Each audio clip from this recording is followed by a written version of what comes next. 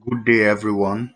In this tutorial, I will be showing you how to model slug flow in Aspen Hysys, right? So basically, slug flow is a multi-phase flow regime commonly encountered in horizontal or inclined pipelines, right? So and for it to occur, you must have at least more than one phase, and most of the time it's usually the gaseous and liquid phases that would be present in the fluid as the fluid flows through the pipe, right? So now, slug flow analysis is actually critical as it affects flow assurance, right?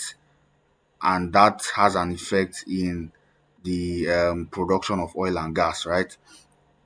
Now, slug analysis predicts slug properties for horizontal and inclined two-phase flows in each pipe segment.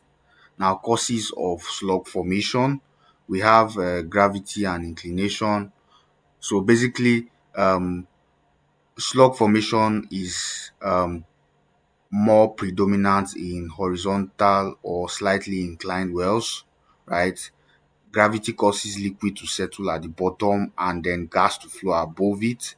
This can lead to liquid accumulation, which would subsequently lead to the formation of slugs, right? Now, you also have a flow rate imbalance.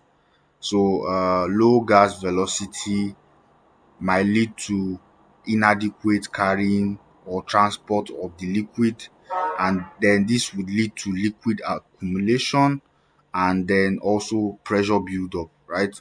Then you also have pipeline topography, which has to do with the elevation changes as regards the pipes, and then you also have uh, hydrodynamic instability, right? And then terrain induced slugging. Now, some of the problems caused by slugging include pressure surges and vibration in pipelines and equipment. Then you have liquid overflow in separators and scrubbers. You have compressor damage from sudden liquid intake, control system instability due to fluctuation rates, and then reduce separation efficiency at surface facilities. So basically, in summary, what we are saying is that slug formation and slug flow in pipes is not actually good, right? And we try to simulate it in order to see how we can actually prevent it, right? So we have the general conditions for slug formation and slug flow. The first one is that there must be multi-phase flow, which means in your fluid, the fluid that is flowing through the pipe or the equipment, there must exist more than one phase, right? One phase. And most of the time, it's usually a combination of the liquid and gas phase, right? So when you have a fluid that consists of those two phases, there is a likelihood of slug being formed. Then you also have the second condition is that slug velocity must be greater than superficial liquid velocity. That is, V slug must be greater than VSL. Then the third condition is that um, total liquid force must be greater than total gas force. And in this particular picture, you have the formulas for liquid force and gas force respectively. You also have the symbols, right? So then we also have the causes of slug flow. We have the causes of slug flow. We are going to be looking at a couple of them. So we have low gas velocity. Basically, this table shows you the cause, the description, the mechanism, and the effect of the cause on slug flow, right?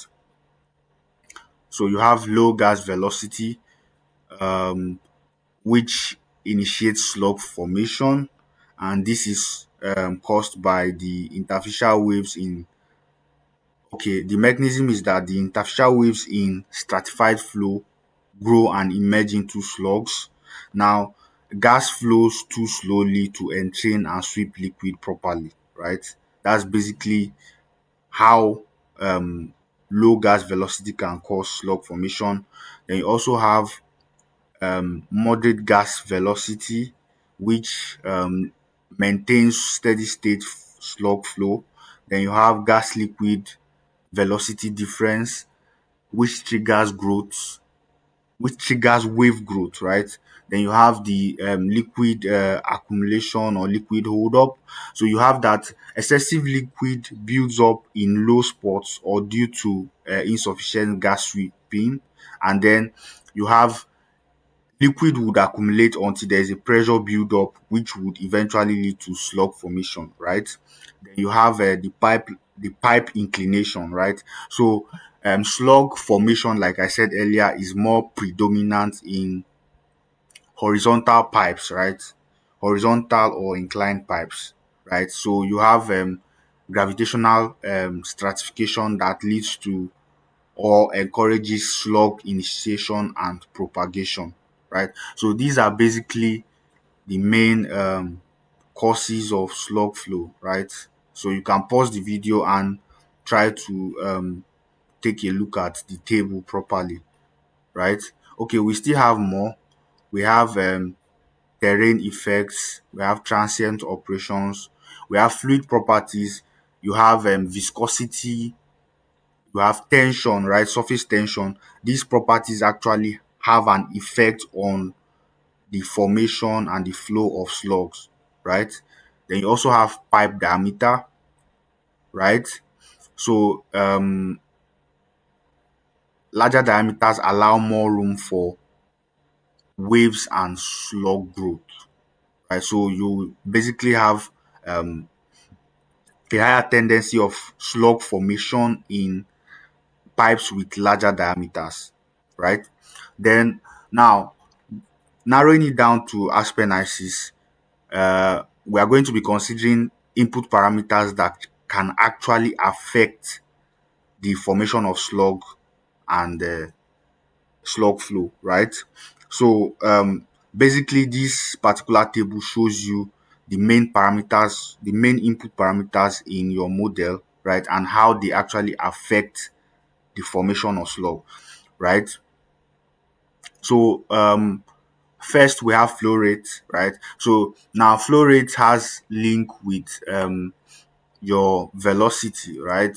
So flow rate has a very high impact on slug formation, right?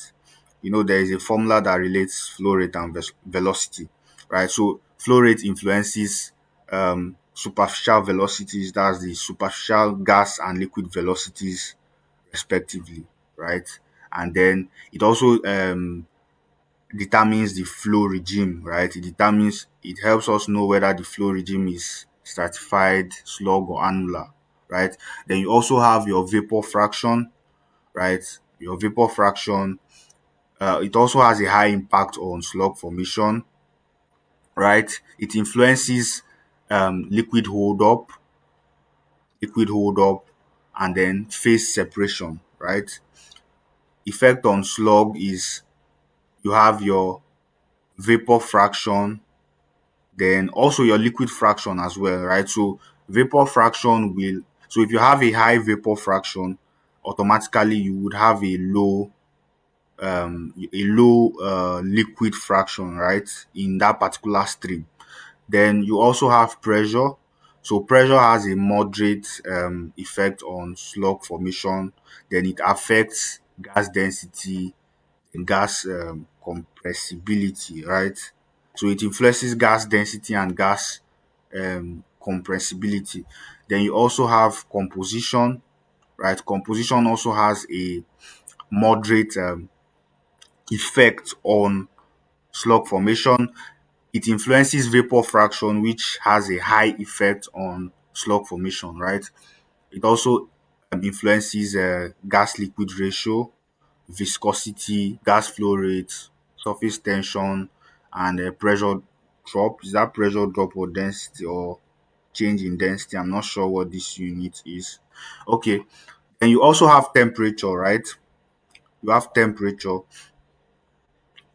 So for temperature, temperature has actually the least effect among these five parameters. Temperature has the least effect among the five of them.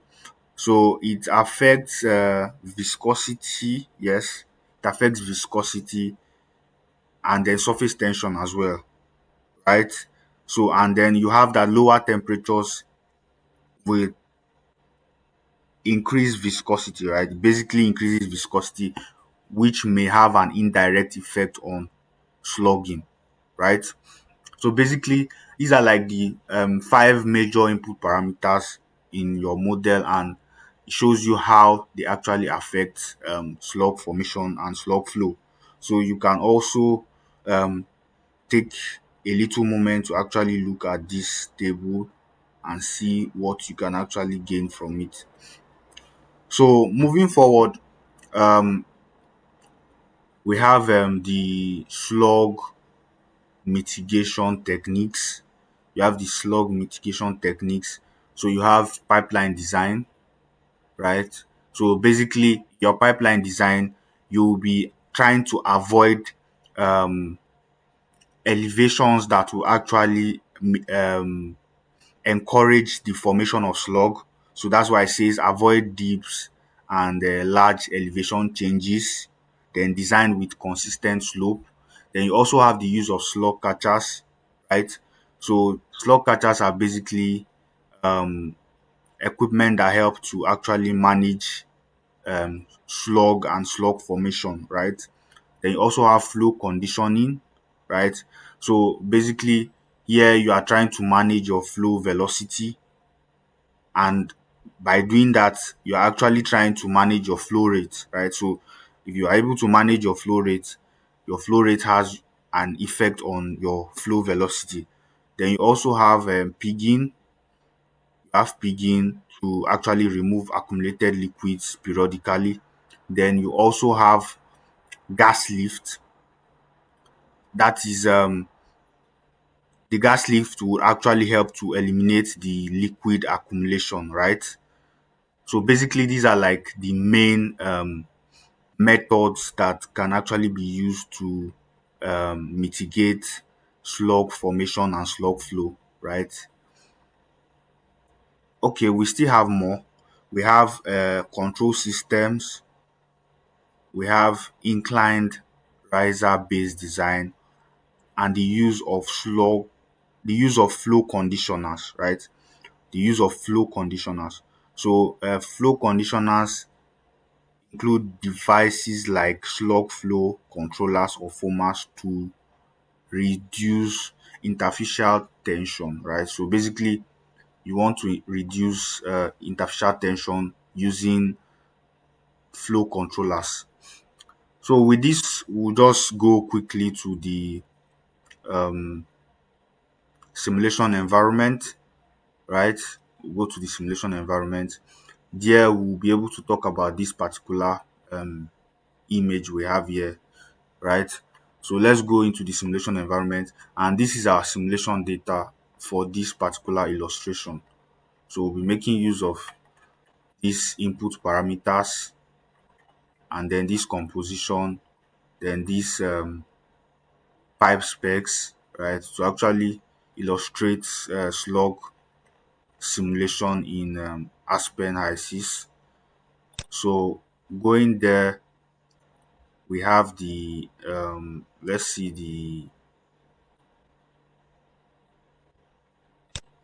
the components that are involved in this.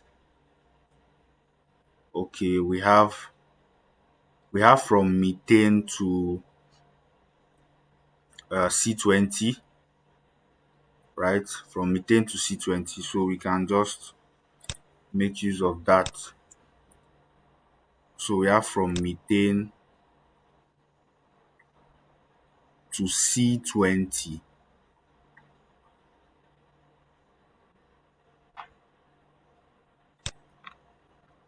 So we just highlight all of them and then we paste Okay, then we have like two more components there, CO2 and nitrogen. So we can add CO2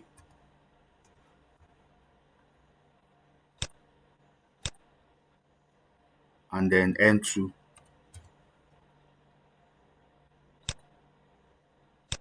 So we are good to go. Then for fluid package we can use Peng Robinson for the fluid package. So we can go into the simulation environment. So from the model palette on the left, you have piping and hydraulics. So we are using the pipe segment.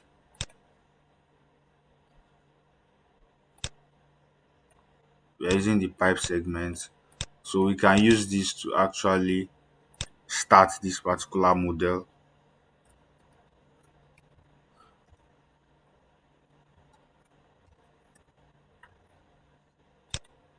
So we have the feed, then we have the product stream, then we specify an energy stream, right? So we can now try to specify the feed stream with the data we have. So we have from the information, you have a temperature of 10 degrees Celsius, then atmospheric pressure and mass flow rate of 5,000 kg per hour.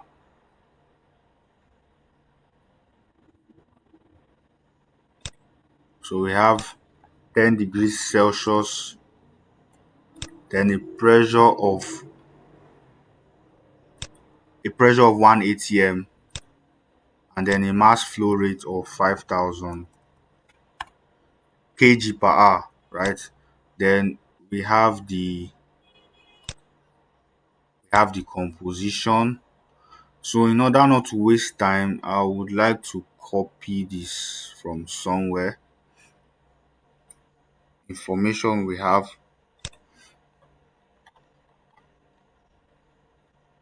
methane with mole fraction of 0.6873. So we will just input that one first, then we'll copy the rest. So we have mole fraction 0.6873. Then we can copy the remaining values from here. So we just highlight.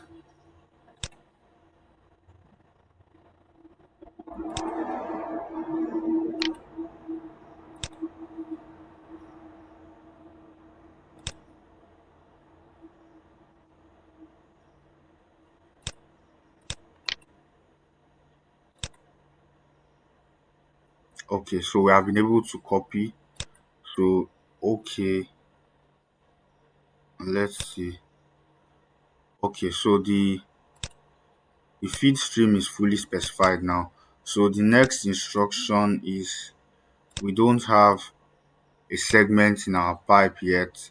So basically that's what we'll be doing now. So under the ratings tab, you just click append segment. So it gives you the opportunity to input pipe spec values. So we are making use of this right here, all of this information. And then we also have this as well, right?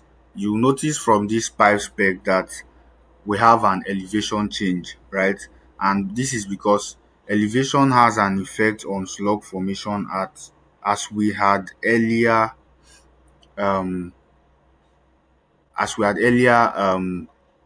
highlighted, right? So we can see that from here. Let's see. um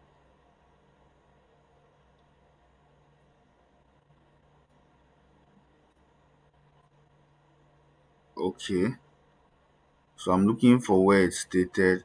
Yes, so you have pipeline elevation changes, right? So elevation actually has an effect on a slug formation, right? So we have our elevation change as 5, and then we have the other details. So this is basically what we'll be using for this particular model. So we have pipe length of 1000, that's 1000 meters. Then elevation change is 5. Then I think we are using schedule 80 for this model. Yeah, that is schedule 80, pipe schedule 80. So we just double click on this, and then it gives you the opportunity to actually specify which of them you want to choose. Then you have the nominal diameter as 300, so you can close this, right? So this is fully specified. We can confirm it's the same with what we have here. We have our outer diameter as 323.8 and inner diameter as 288.9. That's exactly what we have in our model, right? So what's left is the heat transfer information. So you just come here and then you specify the heat transfer information. Ambient temperature, I will just use room temperature. Then we have this and this, right? So we have been able to actually specify all the pipe properties, and the whole model, the full model is fully specified now, right? So we can actually maximize this, and then here we can still go back to the flow assurance tab, right? So today we are treating slug analysis, right? Initially we looked at hydrates, CO2 and erosion. So now we are working on slug analysis. So you click on it, and then it shows you, gives you details, right, of this particular window. So as you can see here, it says slug calculations inactive, right? So like you do for other flow assurance issues, if you want to do an analysis on a particular flow assurance problem, all you need to do is click on the do calculation, right? So in this case, it's do slug calculation. So you just need to activate it, and then um calculation results would appear based on the specifications you have made for your models, like your different models. So first you have the translational model, right? You have the translational model, which actually helps you to determine the slug velocity, right? Of which is part of the picture we have in this document. So you have the translational model, right? And it takes this particular form, right? So you use that to actually get the slug velocity. And remember we said for slug flow to occur, the slug velocity is supposed to be greater than the superficial liquid velocity, right? So calculating the slug velocity is actually important, right? So you use the translational model to actually achieve that. So going back to our environment, for translational model, you can either specify your model or you use the Bendixen model, right? Then you also have the hold up model, right? For hold up model, you basically have just a Gregory et al, and then you can specify a model of your choice if you have any. Then you have the friction factor model, which helps you to calculate friction factor. So in this case, Colebrook is mostly used for friction factor calculations, right? So you have either Colebrook or Smooth, but you really do not have in practical sense, you really do not have smooth pipes. So Colebrook is recommended for your friction factor model. Then you also have the frequency model, right? You have the frequency model, and for frequency model, you have hill and wood, and then the user specified, right? So basically you'll be using most of these, right, to actually do your slug analysis and then your slug calculations, right? So for this illustration, um I just want to show you how this works, and then you can take it up from there. So going back to the base model I was using for this illustration, let me just pick the slug parameter information that is here, and we can actually use it. So okay, so these are basically what was specified in this particular model, what were specified in this particular model. So you have Bendixson, Gregory et al. And Colebrook. Then the um, frequency option was user specified, and then you had this value. This is 8 times 10 raised to power minus, is that minus 3? Yes, that's minus 3, right? So frequency is measured in per seconds. Okay, so let's make use of that. So we go back to our model, and then here we have,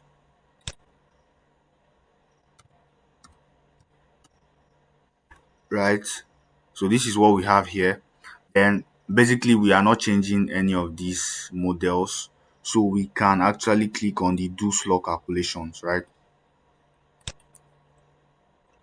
So once you click on do slug calculation, um, it generates this particular table, right? Generates this table, and it gives you a lot of information about your pipe and the fluid as it's flowing through the pipe. That's your multi-phase fluid as it flows through the pipe. You have different parameters from frequency to slug length, bubble length, film hold up. Then you have velocity as well, right?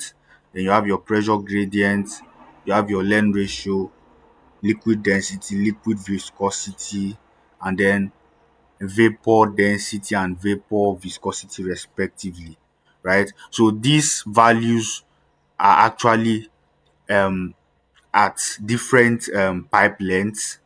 So we had a total pipe length of 1,000 meters, right? So at different points in this particular pipe, you have different values for the different parameters that we have here, right? Now, the status column helps you determine whether slug would actually flow in that particular pipe or not, right? In this case, we have slug flow, right? We have slug flow in this particular case.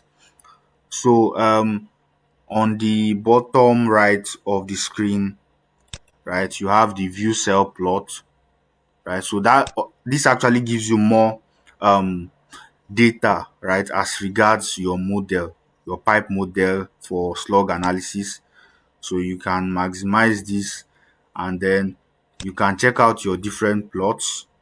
So you have slug length versus slug frequency, and then you can actually change these values, right? You can actually change these values. You can change them. I'm sorry about that. I meant you can actually change your parameters, right? You can change them to get different plots. So basically, it's basically all of these parameters versus slug frequency, right? So you have slug length versus slug frequency, you have bubble length versus slug frequency, you have slug velocity. So this is your slug velocity versus slug frequency. Apparently the slug velocity is not changing, it's constant. So and then you have your horizontal line. So also we have the flow map, right? So this is the flow map for this particular um model, right? This particular model that we have created. So these are some of the information you can actually obtain from um, this view cell, right? So if I go back to the pipeline environment, so basically that's it. So you know that slug will flow because we have two phases um, in this particular fluid, the fluid that is flowing in this particular pipe, right? And you can confirm that from the composition. So for the composition, okay, let's use the conditions instead. So we have okay, I can use the stream instead for this analysis. So here you can see that we have a multi-phase, right? Because the stream itself has a vapor phase and a liquid phase, right? From this particular environment. So your vapor is actually 0.8, your vapor fraction is actually 0.86, right? 8692, and then your liquid fraction is 0.1308, right? But then again, based on the composition in the feed, the vapor flow rate is actually less than liquid flow rate, right? And this is as a result of the composition you have, right, in this particular stream. So you see, you have quite a substantial amount of heavy hydrocarbons, right? So it actually has an effect on the mass flow rate of the liquid and the vapor, irrespective of the fact that the vapor fraction is high, right? So basically, this is how it works. So now let's move further with this model. So I would like to use a separator, a two-phase separator. Yes, I will just use this to um, represent a slug catcher. So I would name it slug catcher, right?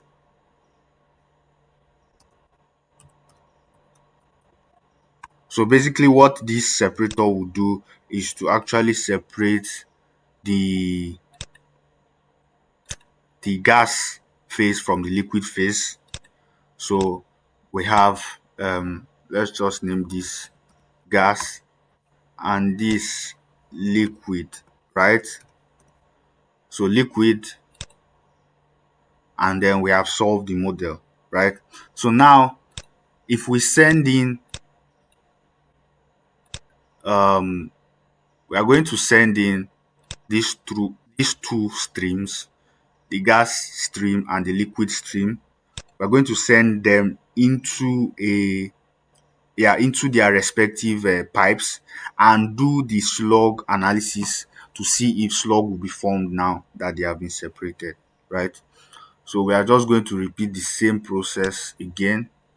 So we just have two pipes here, and then we just specify using the same parameters in the initial pipe we modeled. So we have this, we have the gas as the inlet, outlet is gas PD,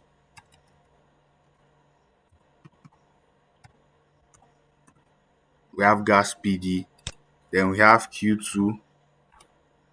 So we have all of this.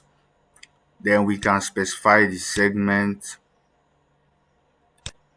Still going to use the same, probably the same information that we had initially, and we'll see the effect of actually separating the two phases, right? So we have 300 here, and then we have the heat transfer. So we have estimate HTC. We have the ambient temperature as 25 degrees. Okay, so this is fully specified.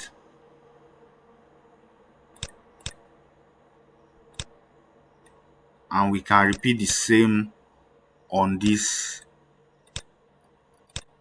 for the liquid. So we have the liquid product, then we have the, let's say we use Q3 for this, then we insert segment. So we still have the same pipe length, then elevation as well. Then we have our pipe schedule.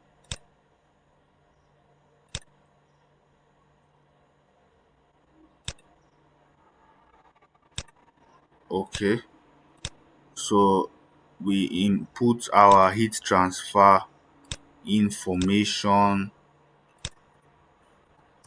heat transfer information.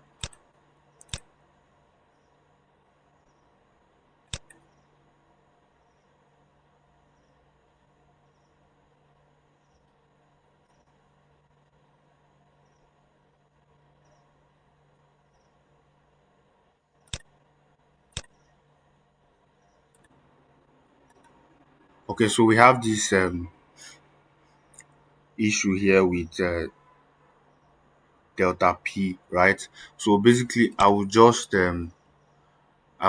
adjust the feed pressure, right? So it caters for all the pressure drop that might occur across the pipes.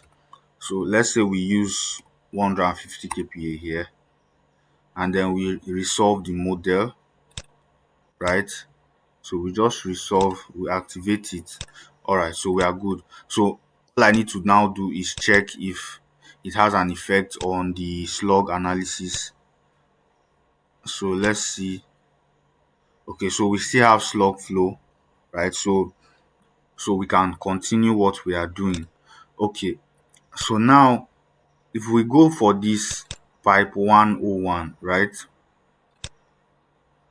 and we go to the flow assurance tab, we do slug analysis here, right?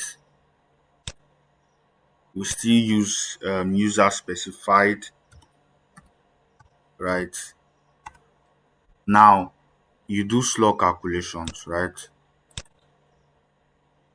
Now you see, when you do slug calculations, this is what you would have, right?